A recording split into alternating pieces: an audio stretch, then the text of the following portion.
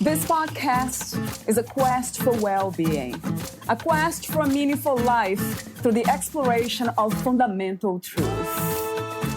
Enlightening ideas, insights on physical, mental, and spiritual health. The inspiration is love. The aspiration is to awaken new ways of thinking that can lead us to a new way of being well. Welcome to Body, Mind, and Soul Healing Conversations.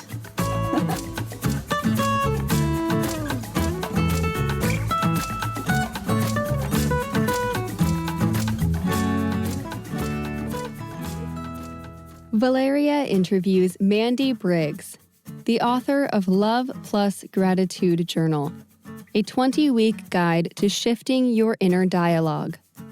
Mandi Briggs is a life coach, yogi, and avid storyteller whose work inspires women across the globe to live a bold, brave, and authentic life. After 13-plus years in corporate America, she set off on a brave adventure to transform her own life. The adventure found her divorcing her husband, quitting her cushy job, and selling every possession she owned to travel solo around the world. Her latest piece, Love Plus Gratitude Journal, was inspired by her own transformational journey. Through published works, workshops, retreats, yoga classes, and individual coaching, she helps women gain clarity and confidence to take inspired action toward the life they desire. Helping people discover more joy and peace while realizing all that is possible lights her up. Mandi lives and works in Edmond, Oklahoma. Meet Mandi at simplymandi.com. Here is the interview with Mandi Briggs.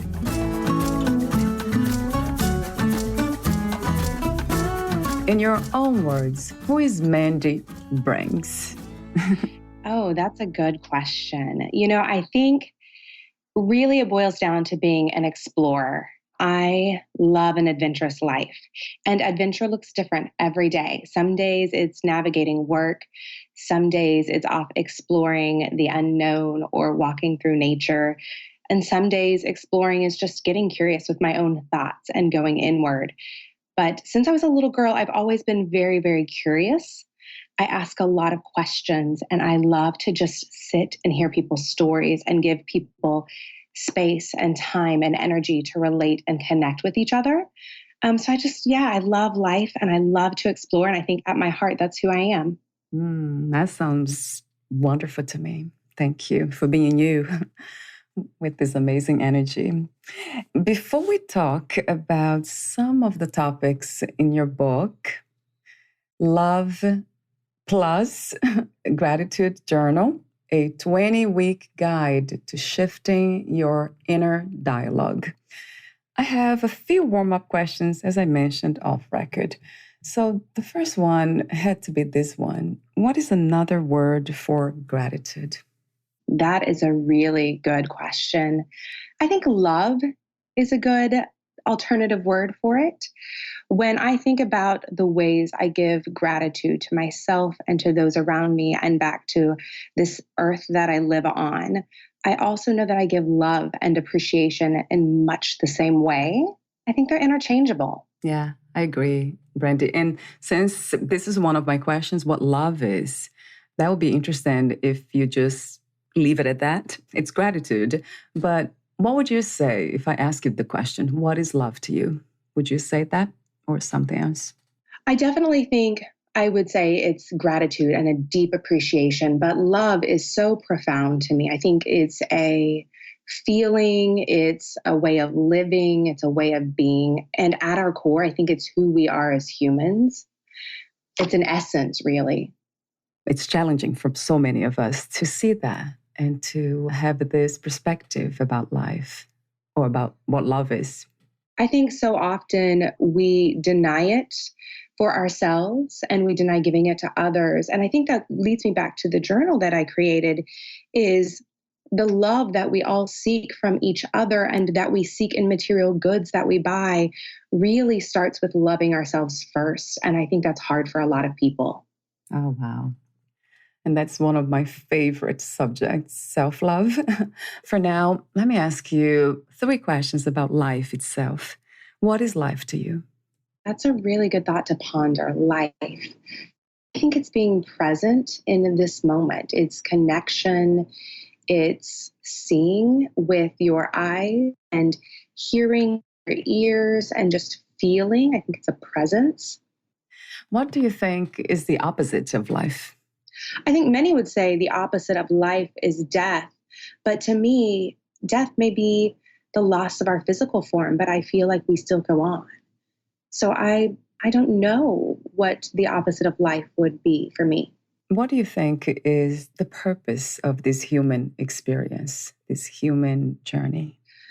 I think at the end of the day, it boils down to love. And I know I keep going back to that word, but I think we're all called to love each other. And there are lessons that we need to learn and experience in this human form to allow ourselves to get to that really deep place of love and appreciation and gratitude. And each of us is experiencing that in multiple ways on any given day, which is why our lives are so different. Yeah, true. So true. So different. But we can share this deep knowing, right? That's amazing that we can even communicate that deep knowing. The next 2 questions relate to being a female in a human body. What do you love the most about being a woman? I love the freedom to express my emotions. I think as a female in human form, society is more acceptable of us expressing our emotions. Now, that doesn't mean that they don't come with judgment when we cry or we get angry or we get frustrated. But I love that I have permission to express that, where I look at my male counterparts and there is a lot of shame that comes with expressing emotions. And they've been taught from a very young age to suppress those emotions. And I love the freedom that I have as a female to be vulnerable in that way. That's a wonderful answer that I can relate with very much. And that's true about men. Yeah. Do you try to help them, the men around you? Yeah, I do. And I think that as females, the more we can show up as ourselves and the more we can be vulnerable and put ourselves out there in that way and let the men in our lives know it's okay to show up and I will love you and I will respect you and I will listen, the more they're going to open up and the more they'll be willing to show up in that way. And somebody just needs to give them permission to do it. That's another wonderful answer. And thank you for your wisdom so far. Amazingly beautiful. So I have the other question about being a female in a human body, in a human form, as you said, is what is the most challenging aspect about being a woman? I think for me, it's being taken seriously. Because I am willing to show up and I am willing to be vulnerable and I'm willing to show my emotions and even ask tough questions and admit when I don't know things and ask for help. I think our world has put a lot of pressure that you must know things and that if you don't know, you fake it until you make it. And that's just not how I choose to operate. And I think that that's hard because I don't gain respect from others because I'm willing to say, I don't know, and let me find answers or let me do some research or I need help. What a wonderful way to live this life, just being you without any shame. Well, I think it was hard to start showing up in that way. And I think there are so many of us in this healing community who are teachers and coaches and healers that learning to live in our authentic self and to show up that way despite what society says around us can be difficult in the beginning. But once you do, there's so much joy and peace that comes with it. True. So true. My next question is about freedom. What is freedom to you? What is to be free? For me, it's a feeling of shackles off. And let me explain that. I was trained in the coaching industry by a woman named Martha Beck, and I absolutely adore her. And she taught us really a mind body connection. And I do a lot of work based on my intuition. And I have gotten so familiar with what my body tells me and my really gut instinct that if something is not for me or it doesn't serve me well, I get this shackles on feeling, a tightness in my chest and in my fists and in my biceps. And so for freedom for me is the lack of that feeling. It's shackles off, like an openness, an expansiveness. So whether I'm looking at my financial situation, or I'm looking at a coaching client, or I'm looking at a way to travel, or a new love in my life, it's this feeling of openness and expansiveness, like I'm not being shackled down. Does it happen even though you're aware of that? And does it still happen sometimes? Is that normal if that comes, those feelings? Absolutely. Because I am so aware of them, I can tell when they're coming on. And I think this goes back to my curious nature. I know the questions I need to ask myself to determine is it the situation that's not for me, or is it a timing thing? And I just get really curious and I ask myself tough questions before I make decisions. And that's a wonderful thing to do. I'll ask you that question later. What kinds of questions that we should be asking ourselves in certain moments? And my next question here has to do with the current situation. At this time, what do you think is the world's greatest need? I am going to go back to the word love. I am so heartbroken as I look around the world right now dealing with even the COVID-19 and the quarantine situation. And I feel like there's a lot of shame on we should wear masks, we shouldn't wear masks, this is a conspiracy. There are all of these theories out there. But in the beginning, when we all were facing this virus as a world, we came together in love and we said, well, we've got each other's backs. We'll get through this. And now we're getting back to just hating each other. And then you move on to the Black Lives Matter movement going on here in the United States. And same thing. There's just a lot of hatred going on when the movement itself is founded in love. And I think that's what the world needs right now, is for us to come together as a community, to hold hands with our brothers and sisters and learn to love without restriction, without judgment, without constraints. And I think we'd be a better place for it. Oh, boy, yes. 1,000 times to that, for sure. And that it seems like there's a lot of healing that needs to be done, right? So to uncover those truths, right, and live them. Absolutely. I have two more questions for you. The next one's about inner peace. What is your understanding and idea of inner peace? My idea of inner peace is being able to navigate life and the highs and lows, knowing that they'll both be there with ease. I think there is a misconception that life must be hard. I love to work with my clients who kind of walk this hero's journey. We've been taught it since we were little that you have this princess in distress and there is somebody who comes in to save her, or you watch the movies and you've got a main character who's going along and then something terrible happens in their life and then there's redemption at the end. And so we're taught that life has to be hard. And inner peace for me is when obstacles come at me or life challenges me in ways that I can still navigate it without having it to be hard. I think that life really can be easy if we let it. And that is inner peace to me, is finding that ease to navigate this journey. Yes, and I agree. What does it take to get there, to get to this stage of being at peace with ourselves? I think it's a willingness to go inward.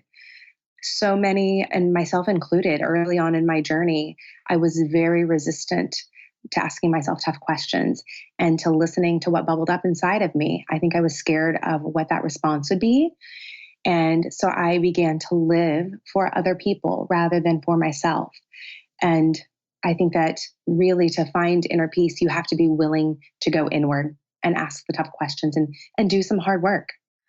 It might be simple, but it's not easy, right? Yeah, right. And that might be the biggest challenge of all to face, that life, it's not easy, and that's okay, but we can do it. We can absolutely. Yes. What, where, and who is God to you? God to me is undescribable. I think with our limited human minds, that there aren't words adequate enough for how big or how spacious or how expansive God is. God is a being, an energy, a presence that is love at its most divine essence. And I think that God is all around us. I don't think of heaven or hell as like an above or below, but maybe just another energetic level than what we're currently on. I like the way you connected God to love. Yes, and perhaps more precisely, unconditional love, right? Yes, yes, that's a great term. Yeah. So let's talk about your work. And my first question is, how did you become a writer? I've been writing since I was a child. I remember I was in the third grade and I wrote my first, I'm going to say book that was never published. And it was about a little boy who had cancer, and where it came from and how it came out of me, I have no idea. But I have always loved to tell stories and to write stories. And I began blogging as I traveled the world several years ago. I started a blog, and it was a way for me to connect with my family and friends back home. And I wanted my family and friends to recognize this journey that I was on, and that a journey is more than just traveling the earth, but really it was the journey of me going inward and what I discovered and how it related to the external world around me. And as I began to tell my stories and I wrote my stories, my journal was kind of formed from my own journey that I went through. Did you have a intention when you wrote the book Love Plus Gratitude Journal? I did. My intention behind the journal was to serve my clients, honestly. As I went through my own personal journey, I found myself traveling the world. And I went through a really dark period where I had divorced my husband and I had left a corporate job. And I was struggling to figure out who my identity was as Mandi. For so long, I had been a we as part of my marriage, and I often identified myself as my ex husband's wife or as Mrs. in his name. And I needed to know that I could stand alone and I was whole and healthy and I could be happy on my own before I could bring that to anyone else. And that was a journey I'd never been exposed to before. And as I did that, it was a really interesting that happened to me. I stumbled across a book, a journal online, and I remember the night I ordered it. It was off Amazon, and I had really been in a really dark place. And I was reading it, and the description of the book said, you write yourself a love letter every single day. And I thought, I don't even know what I'd say to myself. Like, I don't love who I am. So I ordered this book. And I started out the first week just kind of writing and journaling like you normally would. And then somewhere within that first week, I went back to the description of the book and I read on the back cover and it said, you're supposed to write a love letter to yourself. And I was like, oh, yeah. I forgot. I'm just free form writing. I need to work on a love letter to myself. So for 360 days, I wrote a love letter to myself every single day. And it was so powerful. When I go back and reread the early love letters I wrote to myself, I didn't know what to say. I didn't know how to speak to myself. I was so hard on myself. And then to now, 5 years later, I'm still doing it. I write myself a love letter every single morning, and I've kept all of my journals. So what is interesting, though, is when I decided to use this exercise with my clients, because I found so many clients that I was coaching were really hard on themselves.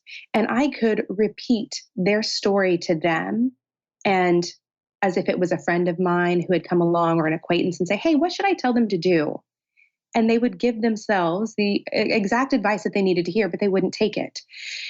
So I started having them write a love letter to themselves. And really my journal was born. I had also been working on a gratitude journal, and I thought, why not bring the two ideas together? And what I find most fascinating is I went back to my original book that I ordered online, and I pulled out some of my original love letters to myself. And nowhere in that book does it say to write a love letter to yourself. I have read the intro pages. I have read the back cover. I have gone back to the website where I ordered it. Nowhere did it say to write a love letter to yourself. So I feel like it was divine intervention of the way I needed to heal myself and God speaking to me saying, love yourself first. And that is such an important thing to do. And I'm glad you did it. I don't know of any other journals with this message. I have talked to guests about it, but I don't remember reading the love specific sections for love letters to ourselves. So this is an important work, very important work, and inspiring though. It made me think here.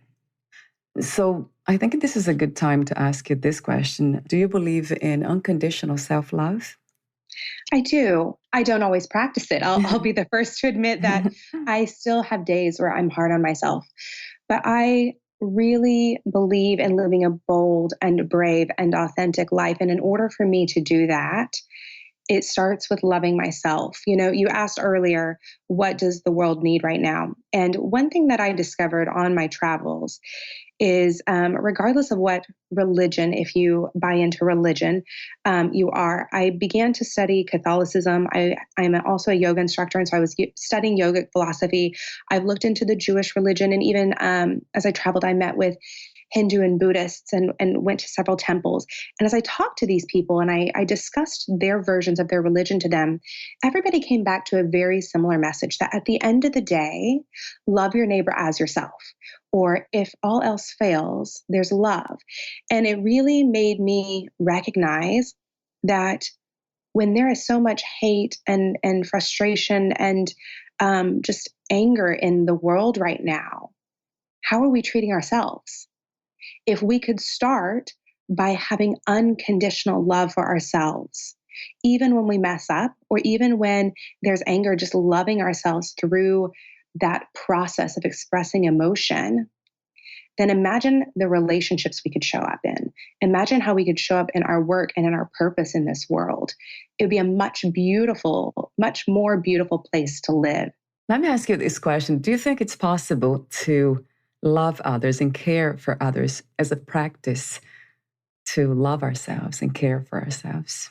I think absolutely. I think our relationships with others are a reflection to us of what we need. Oftentimes when I'm most frustrated with somebody or I'm sad about something, I can look at that situation or that person and it's really a reflection of something I need to acknowledge within myself that I've been denying. So I think that it's important as part of our journey to loving ourselves, to love others and to put ourselves out there and risk our heart and be vulnerable with other people, whether it's in a platonic relationship or a friendship or a marriage. We need others to help us see what we aren't able to recognize ourselves within us.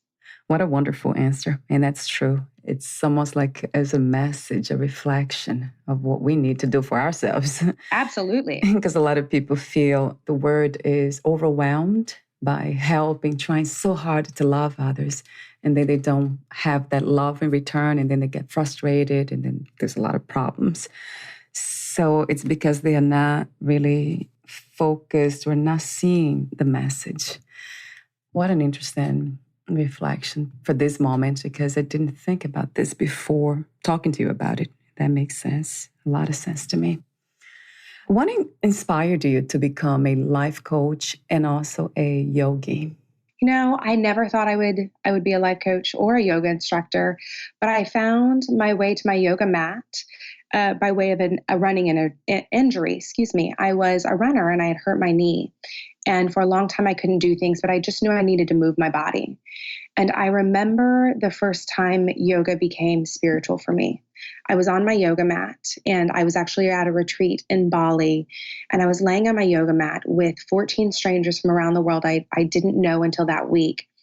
And I found acceptance from them that I didn't know I needed. And it really began again with accepting myself and the struggle that I was on and being okay with where I was in my life and the changes I'd been through. And so I'm laying in my yoga mat in Shavasana. And I heard a voice so distinct. I sat straight up in my yoga mat as if somebody was speaking to me. And it said, this is who you are. This is who you've always been. We've just peeled back layers. And I felt, again, like there was a divine intervention. And I knew at that point, as I had tears streaming down my face, that yoga was much more than the movements, which is what I had been practicing up until that point. And I knew I had to share that gift with others. If it could touch me in that way, I knew it had the power to touch other lives. And where I'm from in Oklahoma, yoga was very much an alternative exercise class that you could go to. It didn't resonate with people on a spiritual level. And I had a yoga friend of mine who was another teacher say, Mandi, your job is to meet people where they are. And I thought, okay, but I want to teach them the spiritual aspect of yoga, not just the physical benefits. Mm-hmm. And he said, yes, but they show up for the physical and they leave with the spiritual because you've taught them that along the way. And the same thing is true for life coaching. As I found my way into that career path, I realized that it's always been my calling. I've always helped people. I've always mentored people. I've been curious and asked the right questions. And the more comfortable I got going inward, the more comfortable I was encouraging others to take that same journey and walking alongside them. And again, I could meet them right where they were. I didn't need to fix them. I didn't need them to be further along on their journey. I could just be right there with them. And the two pair so nicely, yoga and life coaching, because both are about this really deep journey of going inward if you're willing and ready to take it. Wow, that's a great combination that I never heard about. Wonderful combination. And I never thought about this idea that people will come to the classes, yoga classes, with this idea of getting fit. But then the teacher, knowing that, would allow that anyway because she or he knows that in the end, they will understand the message. I see that a lot. And what, as an instructor, when I walk into a class, I can read the room. And there are those who will be very physical and a little bit competitive.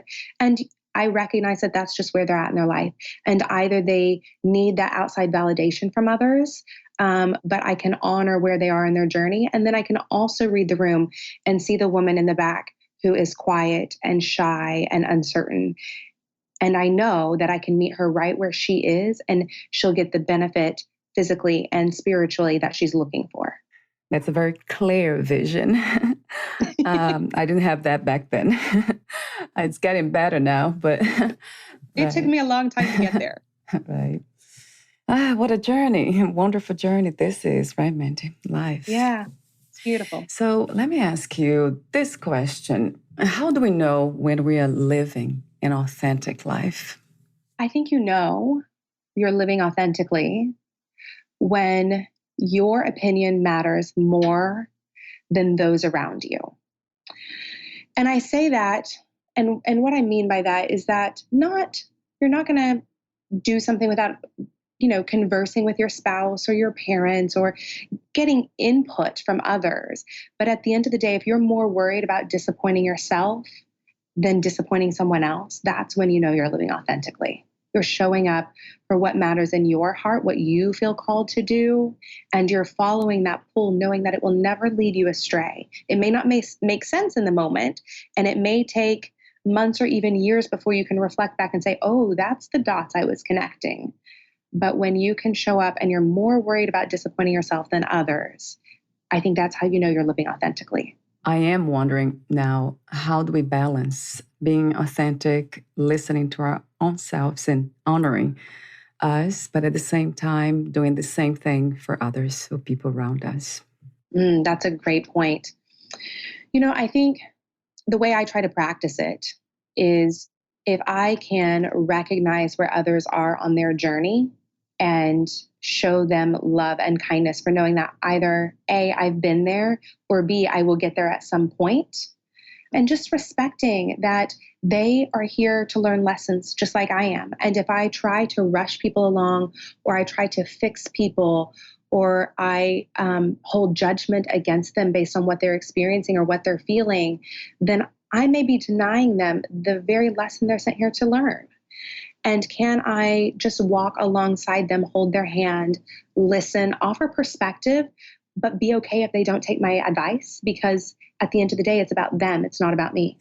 How about people who you recognize as those that will not change in this lifetime? For some reason, they have some challenges and impediments, perhaps from different lifetimes. Who knows? The mystery of all. What would you do in this case? In that case, yes, you can definitely tell when you're being met with resistance. I heard a piece by Eckhart Tolle not too long ago where he was saying, I'm currently reading his book, A New Earth, and he was talking about the book, and he said, it's a very tough book to read, and it's not for some people. You can give it as a gift, and somebody may pick it up and think, this is not for me, and it sits on the bookshelf, and 5-10 years later, they pick it up and they think now's the time. And suddenly the messages resonate and they think, gosh, why didn't I read this 10 years ago when I got it? Right. And I think it's a lot like that when I meet people with resistance. Is I recognize that they're unwilling to change right now. And I can see that's not where they're at in their journey. They're not there. But can I drop little nuggets of information, whether it's sharing my own story, my own testimony, encouraging them, asking the right questions, and it may not click today, and those questions may not click 5 years from now, but it may be 70 years from now, or like you said, in another lifetime where that comes about. But if I know that I have somehow impacted them and shown them love, shown them kindness, and maybe something they're not giving themselves, that I can be a part of their healing journey, whether it's immediate or lifetimes from now. I love that, Mandi. Your main message is profound, choosing love anyway. Yeah. Regardless. And it's not easy to do at all times, right. But I think it's important. What do you suggest we do when negative self-talk has become a sort of a habit or an obsession, an addiction, perhaps? Mm-hmm. Oh, it can very much be an addiction. Yeah. What I love about the journal, I'm going to start there, is that it helps you to realize the ways in which you're speaking negatively to yourself. Oftentimes, people don't realize the amount of negative self-talk that goes on within their head.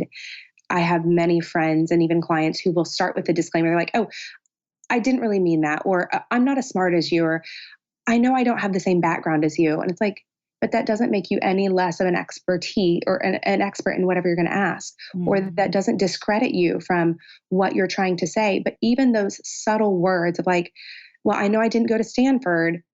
Well, that's a small little jab at yourself. And it's a form of negative self-talk that you may not even recognize.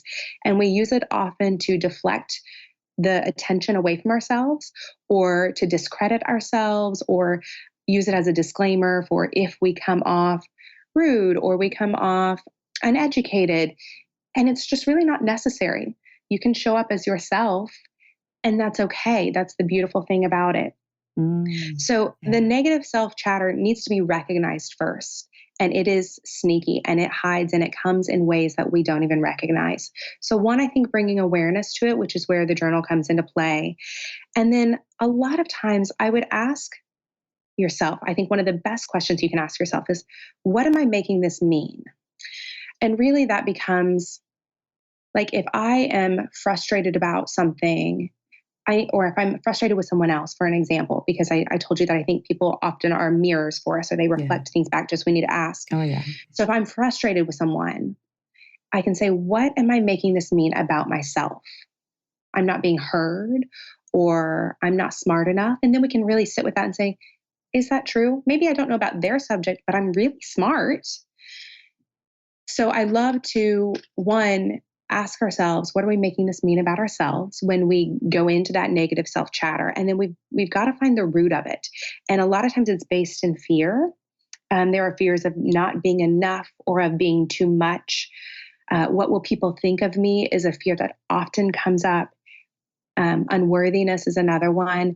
And we need to get to the root of that and recognize where we are worthy and how we are worthy and how we are enough. And that's where the love letter comes in. We can recognize it in others, but it's often hard to see in ourselves. And this thing about being an expert, that's an interesting idea, because we are the only ones who are really the experts of ourselves. Nobody can do that job, right? Being us. Yes. Absolutely. I talk to a lot of people about how life experience makes you an expert. For sure. Yeah. Some of the best lessons we ever learned didn't come from textbooks. Mm. That is so important to understand too. That's another powerful message. Experience is really important, which we all do. We experience life every day. We are life itself. Do you recommend meditation for that? Oh, I absolutely love meditation.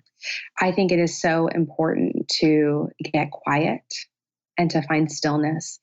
I can say, as Americans, we are wired for productivity, and to unplug ourselves from that mentality and to sit and be still and alone with our thoughts can be terrifying for people.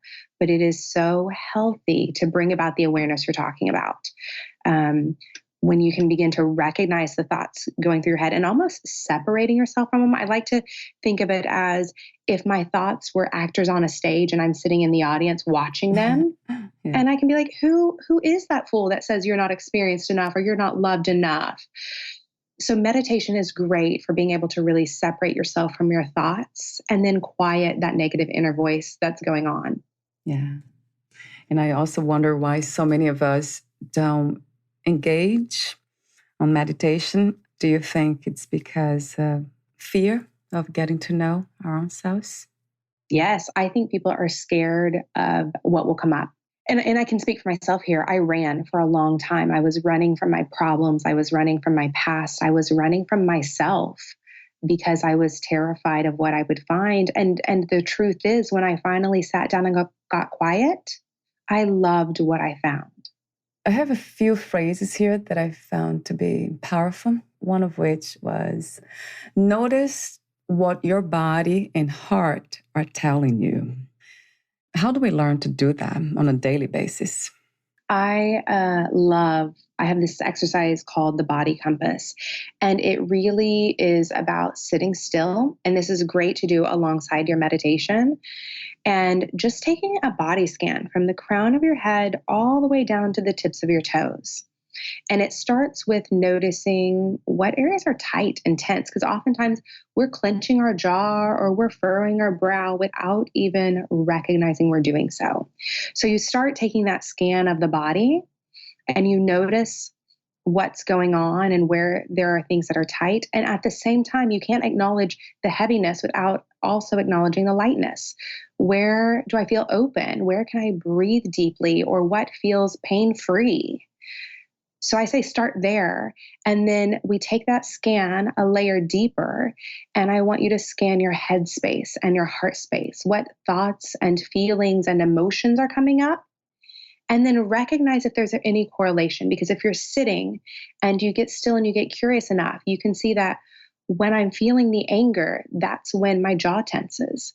When I feel happiness about what my day holds, that's when I begin to smile. And you see the correlation between the physical feeling and the thought and emotion that's going on. And that's the mind-body connection for me. Do you also recommend work with breathing exercises outside or apart from meditation? Yes, I love breathing. I do a lot of that in my yoga classes. One of the things I love to tell my students in yoga to do is to take 3 deep breaths. And that is an avid part of my practice through any class I teach. And there has been scientific evidence to show that when you take 3 deep breaths in any given situation, it can alter the chemical reaction in your brain. So when we're met with obstacles or frustration, and this goes back to navigating life with ease, is that when we're met with those obstacles, which are inevitable, if we can pause and know to take 3 deep breaths and inhaling all the way down to our low belly, and then exhaling that deep breath, we can slow the chemical reactions in our brain and respond to life from a much healthier state. So I have several different breathing exercises I tend to practice on my own and in yoga classes, but that's the one that I think is the best tool in your toolkit that anyone can use. Yeah, it sounds very good to me. And I practice it every day and I see how effective it is immediately. Yeah, it's amazing. Absolutely. Yeah. How do we know when we are listening to our hearts and not the mind or thoughts from other people outside influences? Great question. For me, what I think it is really that first gut reaction that comes up. That thing you want to say, but you're too scared to say it, that's your heart talking. So if I'm looking at a relationship that I'm in that I might be struggling with, or a coworker situation that I'm struggling with, and I'm like, I need to quit, but I don't want to say that out loud and I want to stuff it down, that's your intuition speaking to you. And it's when you begin to rationalize it or justify all the reasons you stay in a relationship or at a job or whatever it might be, that's the outside influences coming in. That's your mind speaking. And it takes some practice and it takes some work to really understand that distinction. But we often stuff down and quiet that inner voice when really that's the thing we need to listen to most. Do you think it goes back to fear? I think it comes back to many of those fears I mentioned before, the fear of not being good enough. What if nobody loves me? What will people think of me? What will I do for money? You're so scared. And fear has a place in our lives if you're willing to stop and recognize it. I love to sit with my emotions. I told you I'm an emotional female. Yeah. And when fear is present in my life, instead of pushing it away, which is what I was taught from the time I was little, or ignoring it, instead I sit with it and I say, okay, fear, you have a seat at this table. Talk to me. What are you scared of? And I listen. And then at the end of, 5 minutes, 10 minutes, my meditation, I'll say, okay, I appreciate you for keeping me safe and trying to keep me small and in my comfort zone. But right now I'm going to take a chance. So I appreciate you, but I'm still going to do this other thing. You play with it. Oh, it becomes a relationship. Yes. Yeah. I like that, Mandi. That's fun. In speaking of questions that you ask, what were the most profound questions you have asked yourself? If you can remember, of course. Yeah, absolutely. I think the first one that comes to mind is, what are you making this mean? And I began to realize if I asked myself, if I quit my job, what am I making this mean? And I recognized that it meant I was a failure. Or if I leave my husband, what am I making this mean? Again, I'm a failure. And so by asking myself, what am I making this mean? I was able to get to the root of a lot of my fears and began to recognize why I was choosing to listen to outside influences instead of listening to my own inner voice. So what am I making this mean is one of my favorite questions to ask. I think you can also ask, like, whose opinion matters here? That's another good one. And I began to say, this is where I can recognize, nope, I'm letting somebody else's opinion outweigh my own inner voice, or I'll be disappointed in myself if I don't listen to me here. So that's another one I like to ask frequently. We're almost at the end. I have one more question here. In your book, you also said something that I found to be profound. I think it was on week 12. You wrote, your words and your attitude are everything. That's so true. So how do we learn to choose better words? That's a great question. Well, first of all, I'll tell you, at the beginning of each week, those sayings and those statements are actual statements pulled from my own love letters to myself.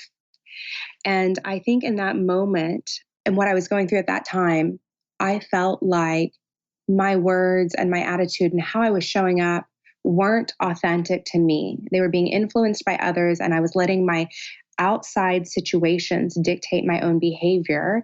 And I could see a disconnect between how I wanted to show up in the world and how I was currently showing up in the world. And I think that one, awareness is key. So when you can look at your words and step back and say, I should have chosen better words, then that just brings an awareness to, I have some work to do on the things I'm saying and how I'm showing up.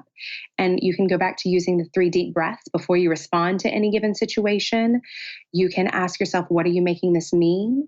And if you can do that and practice that on a daily basis, whether it's through your meditation time or through journaling, it gets easier and easier to where in the moment when you're faced with a situation, whether it's a positive situation or a negative situation, you can pause and say, what effect are my words and my attitude going to have on how I show up in this world? Because there's a ripple effect that happens. And is that the ripple effect I want? Or do I need to choose something better? I love this idea of pausing and just breathing before we react or even respond. Absolutely. Yeah, so that's a very good advice. Do you consider gratitude a spiritual practice? Very much so. I think that, again, as I said in the beginning, gratitude is interchangeable with love for me. And at the end of the day, that's who God is. And when we can give gratitude for the people and the places and the situations we're facing, positive, negative, even kind of neutral things that we're facing, it's creating a love for life, for where you are on your journey. It's having appreciation to a source higher than yourself. It's connecting and recognizing that everything has a purpose and is serving you. And it's a gift if you choose to look at it that way. Wow. I love your words. Speaking of words earlier. Oh, thank you. Yeah, they're so uplifting. Would you like to add anything before I ask you my final questions or read a passage in one of your books? No, I think, man, we've covered so much. But really for me, at the end of the day, it's just if we can all learn to love ourselves, just even 1% more than we do currently, imagine the ripple effect it would have on the world. True. Thank you so much for your wonderful, profound, beautiful message. Yes. Thank you. How do you define success? What is to be successful to you these days? Success is making an impact for me. If I can, through my work or just showing up or, standing in line at a grocery store, if I can have an impact on another person and cause them to pause and take a step back and maybe evaluate their life and where they are, then I think that is success for me. It doesn't have to equate to money and it doesn't have to equate to title, which was really hard for me to overcome because I came from the corporate world where those things were so prevalent. So I've had to kind of unlearn that and recognize that me just showing up as myself, if I can make an impact in somebody's day and help them to choose something better for themselves or love themselves a little bit more, then that's successful. 2 more questions. If you knew you would die soon, meaning losing the body, would you make any change in your life or do anything differently? Absolutely not. I have been able to look back at my journey and with no regrets. And I know that everything I've done has led me to right where I am today. And I am so happy with that. And if I left my physical form today, I know that there's a legacy that will be left behind and that I will have had an impact on this world in ways beyond what I even know. Right. Yes. And my last question, what are 3 things about life you know for sure as of now? 3 things I know about life for sure. It's an adventure. It's a journey. And it can be really fun if you allow it to be. So I know that for certain. I know that we are all wired for connection. In this human form, we weren't meant to walk this journey alone. I need my own time where I can reflect and be alone, but I also need others. I think we serve humanity in that way. And then the other thing that I know for sure about life is that we have an abundance of time. I think so many people feel like there isn't enough time. And if they were really to pause and look around, we have an abundance of time at our fingertips. I think time's an illusion. And this life is what you make it. So use your time as you see fit. I love your wisdom, Mandi. Thank you so much again. Oh, thank you. Beautiful presence, very energized. You woke me up. I needed. I have one more technical question. Where can we find more information about you, your books, products, services, and future projects? Yeah, I hang out on Instagram a lot as Mandi Briggs, and you can find me at simplymandi.com. Thank you so much again, and we'll talk soon. You're welcome. Thank you so much for having me. Thank you, Mandi. Bye for now. Bye-bye.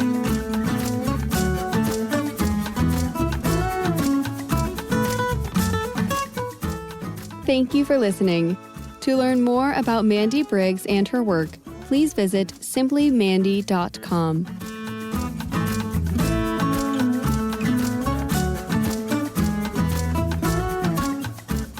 To learn more about this podcast, please visit fitforjoy.org/podcast. I want to thank the Patreon members, Lawrence McGrath, Mark Basden, Terry Clayton, and Aidan Vickrock. Thank you again for listening, and bye for now.